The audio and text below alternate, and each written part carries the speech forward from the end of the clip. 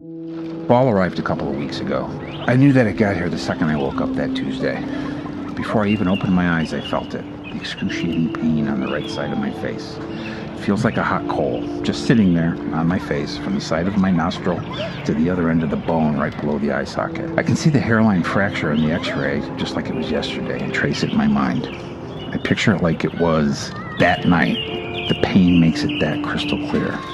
I cannot move my jaw. If I try, the panometer gets cranked way up, and I won't be able to walk into the bathroom and take care of it. I will sob like a baby and wake up my wife, Claudia. I can't do that. If she wakes up, I can't talk, and she sees me like that, and then I'm crying, and I can't say anything. Yeah, let's not put her through that. So I performed the fall ritual in the bathroom doorway. You know that trim piece that runs down the center of a door frame? If you stand in the frame and look, you see a piece of wood that is flat on one edge and slopes down on the other side. The door closes against the flat side. Somehow, I figured out that that piece of trim fits my cheek right below my eye socket perfectly. Flat side against my nostril, rounded edge on my cheekbone. I put my face against it. It's cold because it's fall, remember? I sigh, I close my eyes as tight as I can, and I will myself to shove my face in one go against the frame.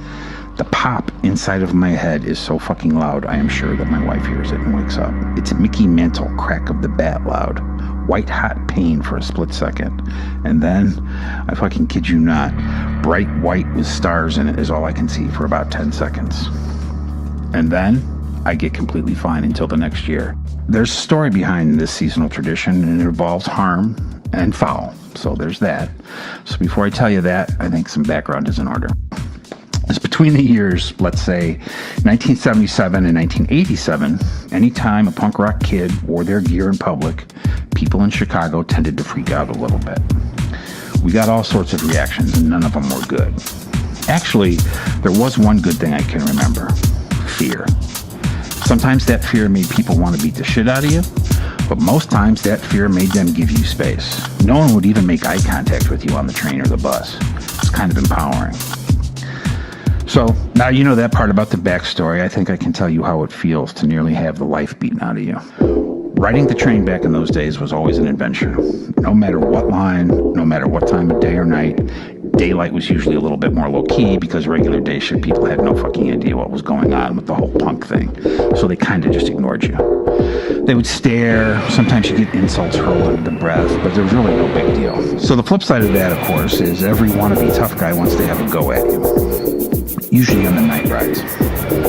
Mostly a look and a few steps in their direction while staring them straight in the eye ended that. So before Exit even existed, and I know this sounds horribly awful, before my reputation preceded me, I was just a big punk rock kid riding the train one night and a young lady got on. Just the two of us. So I moved to the other end of the car so she can have her pick of seats, which is a pretty standard move. Then, the next stop, the doors open. In come two guys. The hackles on the back of my neck go up right away. And sure as shit, one sits right next to her on the inside seat, and his pal is standing over her on the aisle. There's no one else on the train, or even in the next car as far as I can tell. She already looks terrified, so I have to do it. So I do. I walk up, I sit across from her, I make eye contact with her. Oh, hey, there you are! She kind of looks like she gets it. But rightfully so, she's very scared already. And before it sinks into her what I'm doing, she thinks it could be possible that I'm just adding to her troubles, which is totally understandable. So I start talking to her like I haven't even noticed these guys yet. They're not backing down, not even a little bit. She starts to get where I'm going and relaxes towards me a little bit. But these guys are set on their mission, and fuck me. The one next to her says, "Hey, she's with us, motherfucker, take a hike." I look him in the eye, and I tell him, no, she's actually with me. And then his partner on the aisle tells me to go fuck myself, and she's with them, and that's how it's gonna stay. She looks fucking terrified. I feel the train start to slow down for the next stop.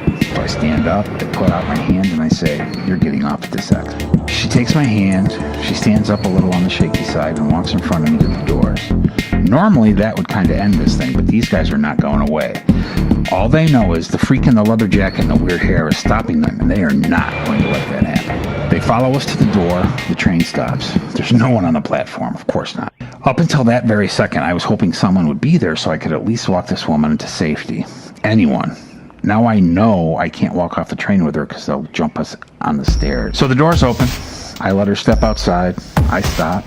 She looks at me and I say, you go ahead. I'll make sure no one follows you. Don't worry. The look on her face is one I will never forget. Her adrenaline is still going and she's got sheer terror in her eyes. But now she's got some relief mixed in. But she is realizing that once the doors close and the three of us are still on the train, she is safe. But there's something else. She's fucking sorry for me. She can guess what happens next. She is certain it's her fault somehow.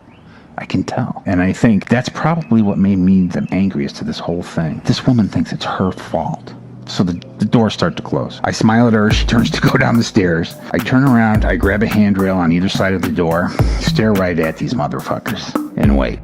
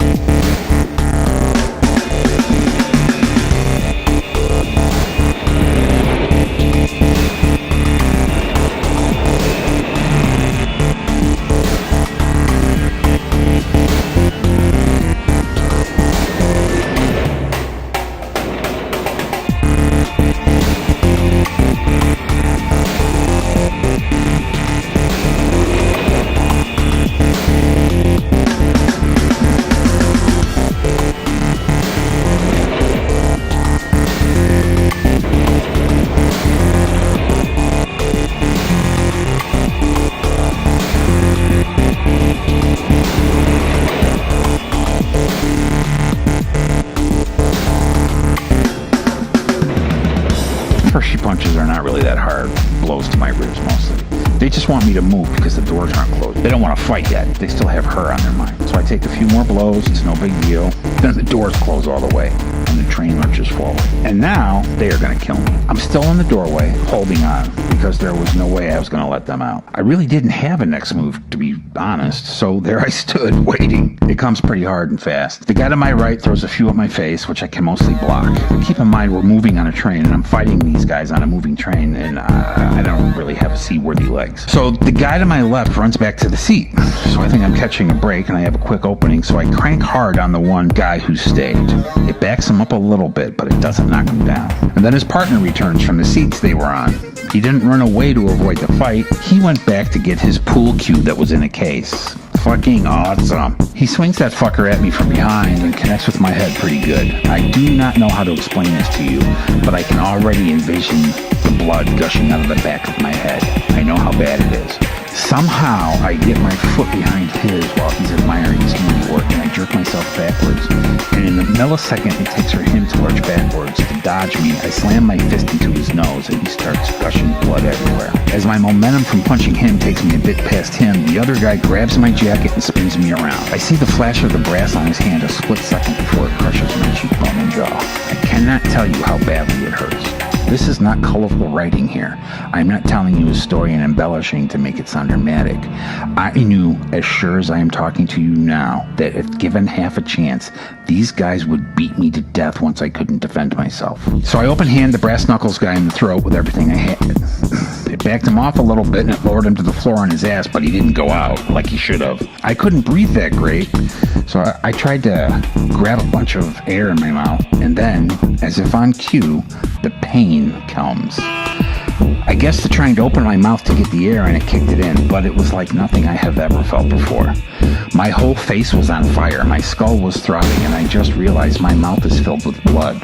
My blood. And now I can't really see out of my right eye. I get up, and I drop to a knee right away, because standing is not going to happen. I wrap one arm around the rail I was standing at when she left. I cannot believe it was less than 2 minutes ago. I brace myself. They're both on me pretty fucking quick. I put my free arm over my head, and they are pounding me. I'm facing down with my back to the doors, losing my hold on the rail, thinking that when the blow stops for a second, I can regroup. Brass knuckles and a half of a pool cue are slamming my arm and shoulder and head. There is no opening for me coming. And then two separate and odd things took place in my head at the same time. Maybe to trick me into not thinking about what was about to happen. I don't know. I noticed all the pain all over my body in detail. I'm like, oh, my left forearm feels shattered. That's odd. I didn't notice that before. It's kind of like that, which is weird, right? When you're getting beat to death. And weirder still is, as I'm deflecting these death blows, I look down, and on the ground of the train car, I see the tiny little brass clasp that was holding this guy's pool cue box closed. And I think to myself, man, is he going to be pissed that he broke his box on my head? And I start laughing to myself. Then I get kicked in the face, and I black out for a second. When I come to, still on one knee, Brass Knuckles guy was standing over me. His friend was handing him the pool cue to finish me off. When he reached for it, I planted my forehead with all my might on his dick. Hard. He fell next to me, and I let go of the rail for a second. I hopped up on my one knee. I hopped it up off the floor and onto his neck with all my weight. With my arm that moved, I grabbed the pool cue from the ground and kept number 2 at bay for a second. Then the doors opened. I fell between them because I was not going to let them close and keep this train moving. I jammed my left foot on one door and moved my shoulder into the other side while keeping a grip on the brass knuckle guy with my other knee. Number 2 just kept looking for a chance to jump over us and get away at that point. The doors kept trying to close. I was so near to passing out again, forever this time. Only because the doors wouldn't close, the conductor comes out of his box. He saw what was going on. He turned white as a sheet. He must have been something to see. Blood was everywhere. Pool cue pieces and cue box pieces everywhere. I think there was a jacket laying over something. Me kneeling on a guy who was vomiting, and another guy, blood pouring out of his face, screaming, "Let me out, just let me out." I look at the conductor in the eye and I say, "Call the fucking cops right fucking now." I'm not really sure how it sounded because my mouth still wouldn't open, and I was saying it through clenched teeth, and all the blood that was in my mouth started shooting out between my teeth onto my face. But I think he got the general idea. I have no idea how long it takes the train to go from the Wilson stop to the Sheridan stop, but that was the length of our fight. The cops and paramedics get us to Thorpe Hospital down the road pretty quickly. And they had all 3 of us on gurneys, but those 2 guys were handcuffed to theirs and I wasn't. I had no idea how they knew I was the one that wasn't the cause of it. It turns out the conductor, who had refused to leave his little box a mere 10 feet from where all this took place, had seen what was going on and had given the cops the lowdown. They stitched me up pretty good. They gave me some meds. They gave me a copy of my x-rays. They sent me on my way. No hassle. I have no idea what happened to those other 2. But this was the early 80s, and everyone was terrified of the cops in that district for a good reason. I never paid a bill, I never got a bill, and no one ever asked me to go to court. Anyway, I get that pain in my face every year after 2 nights in a row of 40-degree weather, and I stumble to that door frame every year, snap my face back into place. I head downstairs, I drink some coffee, and I chuckle to myself about how beat up I am. I am genuinely happy that I have this memory, because it could have gone a lot worse. Not for me, but for her. I'm glad it was me who was there when I was. I am glad I took that ass beating.